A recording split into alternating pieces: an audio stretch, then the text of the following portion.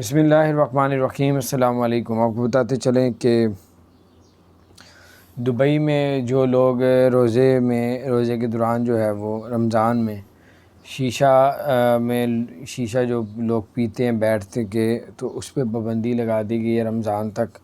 تو یعنی کہ اگر افطاری کے بعد کھل جائے وہ الگ بات ہے، لیکن افطاری سے پہلے آپ کوئی بھی شخص جو ہے اور چھوٹا بڑا ریسٹورنٹ والا وہ شیشہ نہیں سیل کر سکتا، لوگوں کو نہیں پلا سکتا، اس پہ جرمانہ کیا جائے گا۔